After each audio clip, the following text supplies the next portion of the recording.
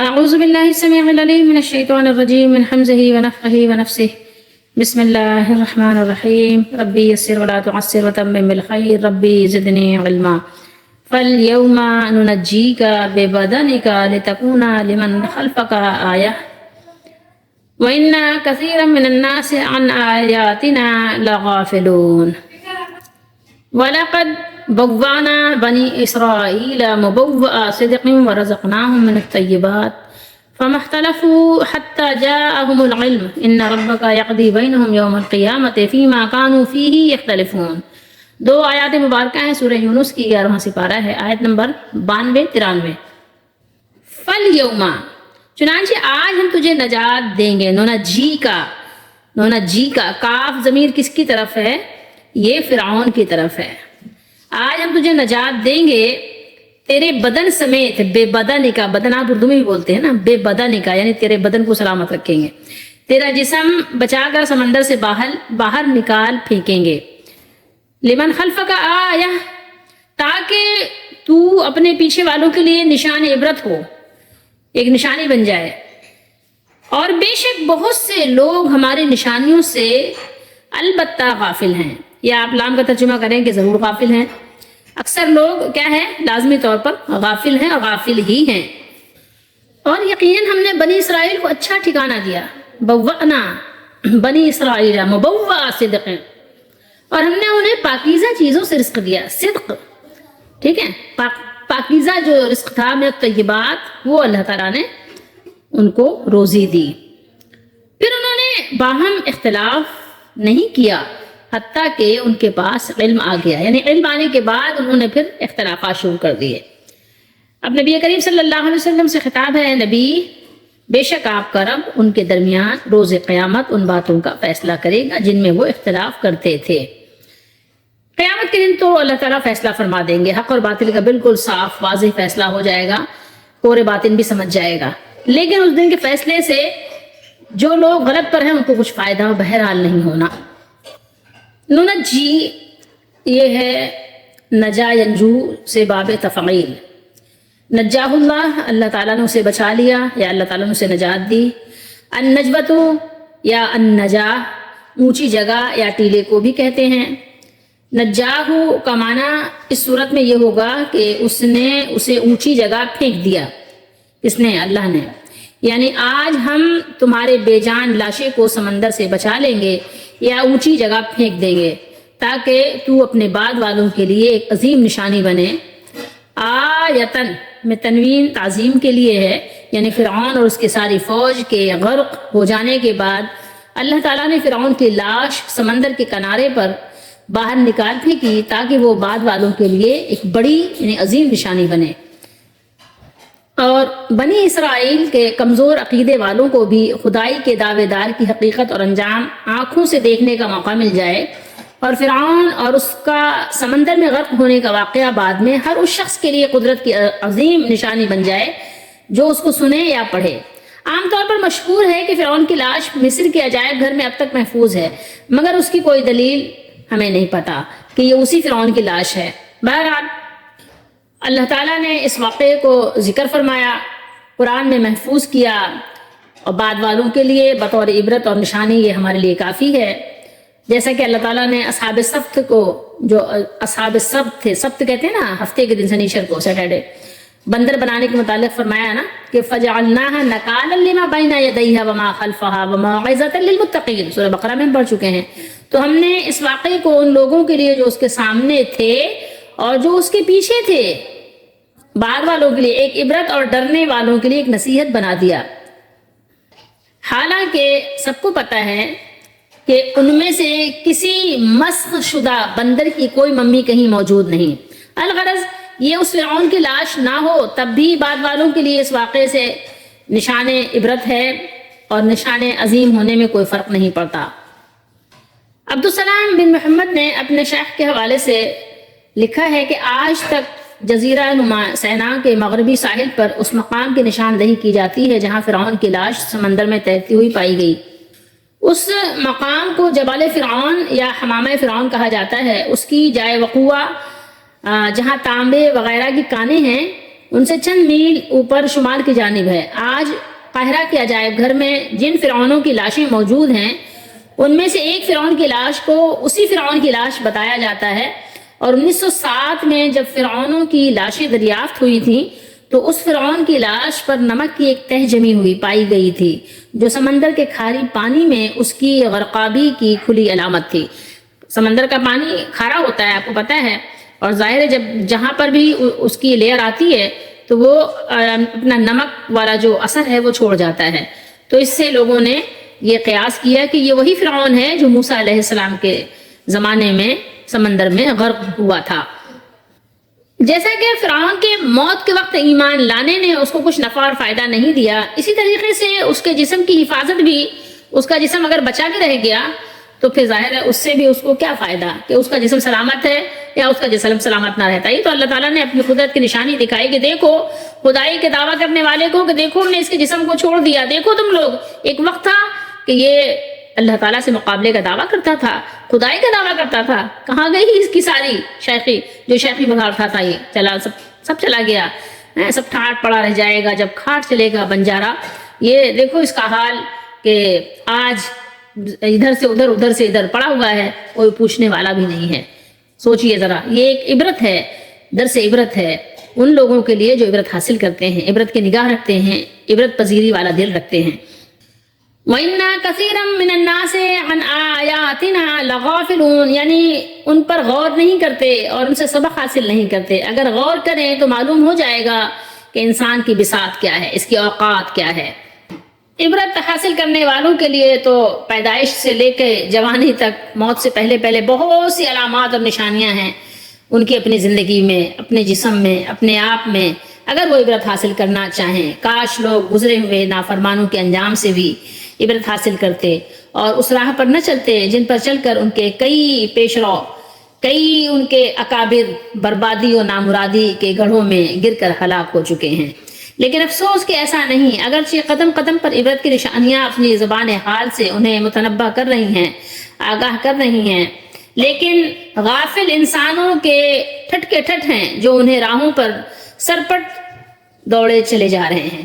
جو لوگ ان سے پہلے چلے تھے وہی اسی راہ کو اختیار کیے ہوئے ہیں اور بس اسی پر وہ بھاگے چلے جا رہے ہیں، اسی پہ دوڑے چلے جا رہے ہیں، مڑ کر بھی نہیں دیکھتے، پلٹ کر بھی نہیں دیکھتے، کبھی بیٹھ کر سوچتے بھی نہیں ہیں۔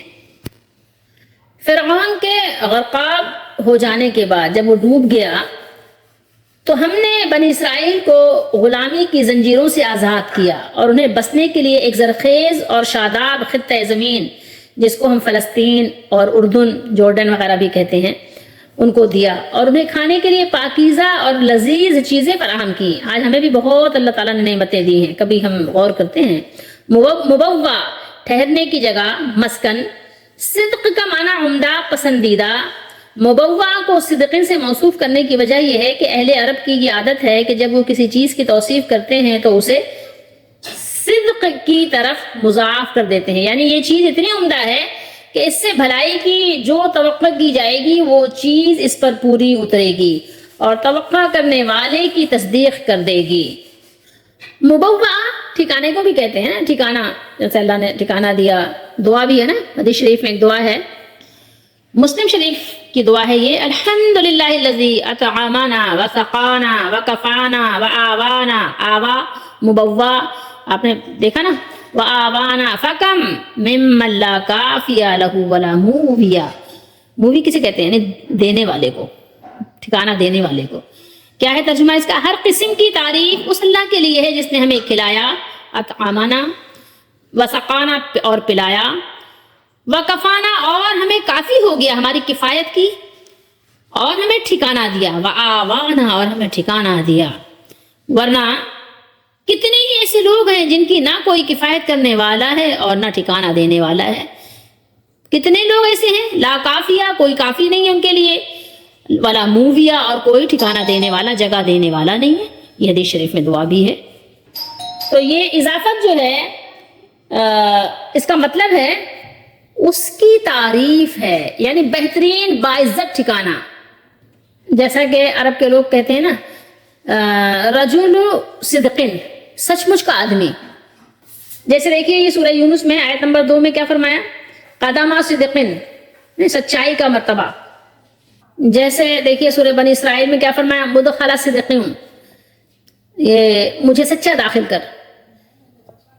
وقل ربی ادخلنی مدخل صدق واخرجنی مخرج صدق، اور کہیے اور عرض کیجئے اے میرے رب مجھے داخل کیجئے، یا داخل کرنا مجھے سچا داخل کر، اور نکال مجھے سچا نکالنا. یعنی سچائی اور حقیقی طور پر داخلہ اور حقیقی طور پر نکالنا. تو یہاں پر اللہ تعالیٰ نے بیان کیا کہ ہم نے بنی اسرائیل کو نہایت باعزت ٹھکانہ، حکومت اور وافر صاف ستھری چیزیں کھانے کے لیے عطا فرمائیں. تو ان بنی اسرائیل سے موسیٰ علیہ السلام کے ساتھ ہی مراد لینا تو مشکل ہے، کیونکہ وہ تو موسیٰ علیہ السلام کے حکم پر جہاد کے لیے نکلنے سے صاف انکار کی پاداش میں 40 سال صحرائے سینائی میں بھٹکتے رہے تھے. البتہ ان کے بعد یوشع بن نون علیہ السلام کی قیادت میں نئی نسل نے فلسطین اور شام اللہ تعالیٰ کے وعدے کے مطابق فتح کیے، اور وعدہ یہ تھا یا قوم ادخلوا الارض المقدسۃ التي كتب اللہ لکم، اے میری قوم اس مقدس زمین میں داخل ہو جاؤ جو اللہ نے تمہارے لیے لکھ دی ہے.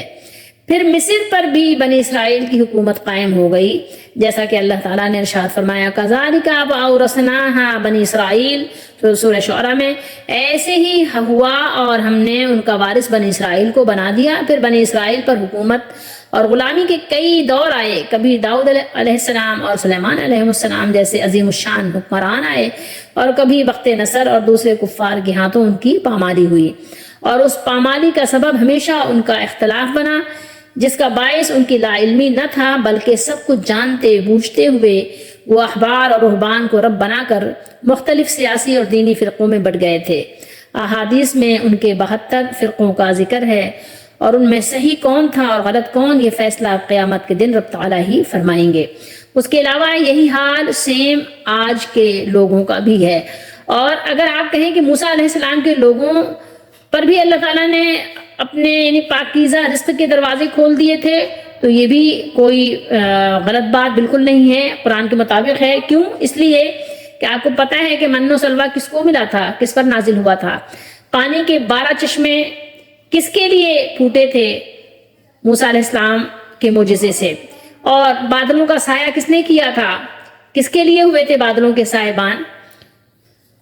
اور بہت کچھ انعامات کا ذکر ہے جو کہ موسیٰ علیہ السلام کی قوم کے ساتھ ہی خاص تھا، کیونکہ موسیٰ علیہ السلام کی نافرمانی کرنے کے باوجود اللہ تعالیٰ نے ان پر اپنے طرح طرح کے انعامات کیے تھے، ان پر اکرام کیا تھا، ان پر اپنے نعمتوں کی بارش کی تھی. یہ اور بات ہے کہ 40 سال وہ بھٹکے بھی تھے مقام تیہ میں، یہ بھی بات صحیح ہے، لیکن اس کے باوجود بھی اللہ تعالیٰ نے ان کو اپنے انعام اور نعمتوں سے محروم بہرحال نہیں کیا. آزمائشوں کے ساتھ اللہ تعالیٰ کی نعمتیں ہر قوم پر آئی ہیں. کوئی قوم یہ نہیں کہہ سکتی کہ مجھے اللہ کی نعمتیں نہیں ملی، ہم تو ہمیشہ محروم ہی رہے، ایسا نہیں ہے. کوئی بھی یہ نہیں کہہ سکتا. ہر ایک کو اللہ کی نعمتیں وافر ملی ہوئی ہیں کسی نہ کسی انداز سے. یہ اور بات ہے کہ آپ کی آنکھوں پہ پردہ ہو تو آپ کو نظر نہ آئے. اور یہود و نصارہ نے اپنے احبار اور رہبان کو اپنا رب بنایا تھا. آج کے لوگوں نے اپنے علماء اور اپنے پیر کو انہوں نے بھی وہی درجہ دیا ہوا ہے کہ جو وہ کہہ دیں بس وہ حرف آخر ہے. نہ کچھ اور پڑھنے کی، نہ کچھ اور سوچنے کی، نہ کچھ اور سمجھنے کی، نہ کچھ سوالات کرنے کی، نہ اس کی تحقیق کرنے کی کوئی زحمت نہیں ہے، اور نہ ہی کوئی زحمت اٹھانے کی کوشش کر رہا ہے. فَمَا اخْتَلَفُوا حَتَّى جَاءَهُمُ الْعِلْمُ. اس کی ایک تفسیر یہ بھی ہے کہ اللہ تعالیٰ کی کتاب تورات کی صاف پیش گوئی کے مطابق بنی اسرائیل کا اتفاق تھا کہ خاتم النبیین محمد صلی اللہ علیہ وآلہ وسلم آنے والے ہیں. کسی کا بھی اختلاف نہیں تھا، اور کوئی اس سے لا علم بھی نہ تھا، بلکہ سب آپ صلی اللہ علیہ وآلہ وسلم کے آنے کے منتظر تھے، انتظار کر رہے تھے، اور آپ کے آنے کی دعا کرتے تھے، دعا مانگتے تھے. جیسا کہ اللہ تعالیٰ نے سورہ بقرہ میں ارشاد فرمایا آیت نمبر 89 پر، وَكَانُوا مِن قَبْلُ يَسْتَفْتِحُونَ عَلَى الَّذِينَ كَفَرُوا. حالانکہ وہ اس سے پہلے ان لوگوں پر فتح طلب کیا کرتے تھے جنہوں نے کفر کیا، مگر جب آپ صلی اللہ علیہ وسلم تشریف لے آئے تو آپ کو پہچان لینے کے بعد محض ضد اور حسد کی وجہ سے ان کا اتفاق اختلاف میں بدل گیا. کسی نے کہا وہ ہیں ہی نہیں جن کے آنے کا وعدہ کیا گیا تھا، کسی نے کہا یہ ہمارے نہیں بلکہ صرف امیوں کے رسول ہیں. بعض خوش نصیبوں نے ایمان قبول بھی کر لیا. بہرحال علم کے بعد اختلاف کا فیصلہ اب رب تعالیٰ ہی فرمائیں گے. یہ واقعہ قرآن مجید میں مختلف انداز سے مختلف مقامات پر کئی جگہ بیان کیا ہے اللہ تعالیٰ نے. اور موسیٰ علیہ السلام اللہ کے حکم سے بنی اسرائیل کو لے کر نکلے تھے، لیکن آگے ہم پڑھیں گے تو آپ کی قوم نے آپ سے کہا تھا کہ آپ ہمیں یہاں لے آئے کہ سامنے سمندر ہے اور پیچھے فرعون ہے. فرعون کو جیسے ہی پتہ چلا اس نے ظاہر اپنے لشکر کے ساتھ پیچھا کیا. تو جب موسیٰ علیہ السلام اور آپ کے تمام ساتھی یعنی اس دریا کو عبور کر کے پار کر کے باہر نکل گئے اور بنی اسرائیل کو فرعون کے ہلاک ہونے کی خبر موسیٰ علیہ السلام نے دی کہ فرعون کو اللہ تعالیٰ نے غرق کر دیا، فرعون جو ہے ڈوب گیا، ڈوب کر مر گیا وہ. تو وہ لوگ فرعون سے کچھ اس قدر یعنی ڈرتے تھے، ایک زمانے تک غلامی کی تھی تو اس قدر خوفزدہ تھے، مغلوب تھے کہ اس کا انکار کرنے لگے اور کہنے لگے کہ فرعون ہلاک نہیں ہوا. اللہ تعالیٰ نے ان کی رہنمائی اور دوسروں کی عبرت کے لیے دریا کی ایک موج کے ذریعے فرعون کی مردہ لاش کو ساحل پر ڈال دیا، جس کو سب نے دیکھا اور اس کے ہلاک ہونے کا یقین آیا. ان کو آنکھوں دیکھا یقین آیا اور اس کی یہ لاش سب کے لیے نمونہ عبرت بن گئی. پھر معلوم نہیں کہ اس لاش کا کیا انجام ہوا. تو بہرحال کیونکہ آپ کو معلوم ہونا چاہیے کہ مصر کے جو بھی بادشاہ ہوتے تھے سب کا نام فرعون ہی تھا، سب کو فرعون کہا جاتا تھا، یہ آپ کو معلوم ہونا چاہیے. اور اس سے پہلے کے آیات میں ہم نے آپ کو یہ بتایا تھا کہ وہ ایسے مسالے ایجاد ہو گئے تھے نا کہ جس کے ذریعے سے بادشاہوں کی لاشوں کو وہ لگا کر ممی بنا کر رکھ لیتے تھے، سیو کر لیتے تھے.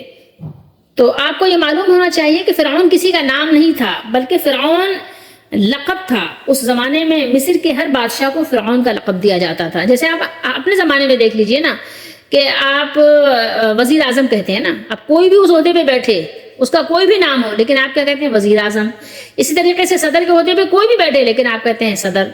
اسی طریقے سے آپ نے یعنی وزیر خزانہ اور یہ وہ مختلف جو نام ہیں آپ نے رکھے ہوئے ہیں. اسی طریقے سے سلطان ہے، بادشاہ ہے، تو بادشاہ کی کرسی پہ جو بھی بیٹھے اس کو بادشاہ کہا جاتا ہے. اور یہ بات بھی قابل غور ہے کہ اکثر لوگ یعنی غافل ہی ہیں، عبرت نہیں پکڑتے. ورنہ اگر آپ دیکھیں تو اللہ تعالیٰ کی قدرت اگر آپ اس کو پہچاننا چاہتے ہیں، پہچاننا آپ پسند کرتے ہیں، پہچاننے کی آپ کے اندر طلب ہے، تڑپ ہے، تو آپ کو پتہ چلے گا کہ ہر ذرے سے ذرے ذرے میں ایسی نشانیاں موجود ہیں جن کو دیکھ کر اللہ تعالیٰ کو اور اس کی قدرت کاملہ کو پہچانا جا سکتا ہے. قرآن مجید پڑھنے سے بھی اور تاریخ کا مطالعہ کرنے سے بھی آپ کو اندازہ ہوتا ہے کہ جو یہ عروج و زوال کا سلسلہ ہے یہ شروع سے چلا آ رہا ہے. کبھی اللہ تعالیٰ کسی کو عروج دے دیتے ہیں اور پھر اس کو اللہ تعالیٰ اٹھا پٹک دیتے ہیں جب یہ حرکتیں اس طرح کی ہو جاتی ہیں. اور کبھی کوئی قوم بالکل پست ہوتی ہے پھر اللہ تعالیٰ اس کو عروج عطا کر دیتے ہیں. اس طرح اللہ تعالیٰ بندوں کا امتحان لیتے ہیں. تو یہ سلسلہ چل رہا ہے. ایسا نہیں ہے کہ قومیں جو عروج پہ ہیں وہ ہمیشہ عروج پر رہیں، بلکہ ایک حدیث شریف ہے کہ اللہ تعالیٰ جس کو اونچا اٹھاتے ہیں، بلند کرتے ہیں، اس کو پٹک بھی دیتے ہیں. یہ حدیث شریف کا مفہوم ہے. اسی طریقے سے آپ دیکھیے کہ فرعون کے انجام بد کے بالمقابل اس قوم کا مستقبل دکھلایا ہے جس کو فرعون نے حقیر و ذلیل بنا رکھا تھا. جو اسرائیلی تھے ان کا کیا حال کیا ہوا تھا؟ فرعون نے فرمایا کہ ہم نے بنی اسرائیل کو اچھا ٹھکانہ عطا فرمایا کہ پورا ملک مصر آپ کو معلوم ہے نا، پورا ملک مصر بھی ان کو مل گیا اور اردن اور فلسطین کی ارض مقدسہ بھی ان کو مل گئی، جس کو اللہ تعالیٰ نے اپنے خلیل حضرت ابراہیم علیہ السلام اور ان کی ذریت کے لیے میراث بنا دیا تھا. اچھے ٹھکانے کو قرآن میں مبوّع صدقن یہاں دیکھیے آپ نے فرمایا، اور ایسا ٹھکانہ ان کو دیا جو ان کے لیے ہر اعتبار سے لائق اور مناسب تھا، اور پاکیزہ رزق دیا، لذیذ کھانے پینے کی چیزیں، کھانے کی اشیاء لذائذ اللہ تعالیٰ نے ان کو راحتیں ان کو عطا فرمائی. آپ دیکھیے ذرا غور کیجئے کہ اللہ تعالیٰ نے کیا کچھ نعمتیں عطا کی. آج ہمیں بھی اللہ تعالیٰ نے کیا کچھ عطا کیا ہے اور ہم کیا کر رہے ہیں. اس میں ہمارے لیے درس عبرت ہے، سبق ہے، کیونکہ ہمیں بھی تو قرآن سبق دے رہا ہے. یہ کتاب آئی ہے ہمیں سبق دینے کے لیے. اگر آج آپ کو نعمتیں ملی ہیں، راحتیں ملی ہیں، لذیذ کھانے ملے ہیں، لذیذ مشروبات ملے ہیں، اس پہ اترائے نہیں، اپنے مالک کو بھولے نہیں، ورنہ وقت بدل جاتا ہے. بیماریاں لگ جاتی ہیں، صحت چلی جاتی ہے، زندگی موت میں بدل جاتی ہے۔ اس لیے اپنے مالک کو یاد رکھیں، اور ایسا نہ ہو کہ فرعون کی طرح پھر اس قوم کو بھی اللہ تعالیٰ عبرت کا نشان بنا دے، عبرت کی علامت بنا دے۔ اس سے پہلے ہمیں چاہیے کہ اختلافات کو ختم کریں۔ قیامت کے دن تو اختلافات ختم ہو ہی جائیں گے، اس دن تو حق حق ہو جائے گا اور باطل باطل ہو جائے گا۔ اس دن ایمان والوں کا ایمان لانا کام نہیں دے گا، جیسے کہ فرعون کا موت کے وقت، مرتے وقت ایمان لانا اس کو کہاں فائدہ دیا؟ 3 مرتبہ ایک سانس میں ایمان لایا، وہ ایک سانس میں 3 مرتبہ اپنے مالک کو اس نے منانے کی کوشش کی، اتنی جلدی اس نے کی موت کے وقت، لیکن اس وقت کا ایمان لانا کہاں فائدہ دیا اس کو؟ اس کا بدن سلامت بھی رہا تو کیا فائدہ ہوا؟ اگر آپ سمجھتے ہیں کہ اللہ تعالیٰ نے عبرت کے طور پر کسی کا بدن سلامت رکھا ہے اللہ نے، تو آپ کیا سمجھتے ہیں کہ وہ متقی ہے؟ فرعون کا بدن تو سلامت تھا، فرعون کا بدن، بلکہ بہت سے فرعون آج تک سلامت ہیں، عجائبات میں، عجائب خانوں میں رکھے ہوئے ہیں، صحیح سالم ہیں، ان کے جسم کچھ بھی نہیں ہوا ان کو، تو آپ کیا کہیں گے؟ کیا وہ جنتی ہو گئے؟ کیا وہ متقی ہو گئے؟ کیا وہ بزرگ ہو گئے؟ کیا کسی کے جسم کے سلامت رہنے کی علامت نہیں ہے کہ وہ جنتی ہے، وہ بزرگ ہے، وہ نیک ہے، یا وہ مومن ہے، یا وہ مسلم ہے؟ نہیں، وہ تو اللہ تعالیٰ نے اس کو تو اللہ نے راز رکھا ہے، پوشیدہ رکھا ہے۔ ہاں کچھ علامتیں ہیں جس سے انسان اچھی امید رکھتا ہے، اچھا گمان کرتا ہے، بس اس سے زیادہ اور کچھ بھی نہیں ہے۔ اللہ تعالیٰ ہم سب کو صحیح طریقے سے قرآن و سنت کو سمجھنے کی توفیق دے۔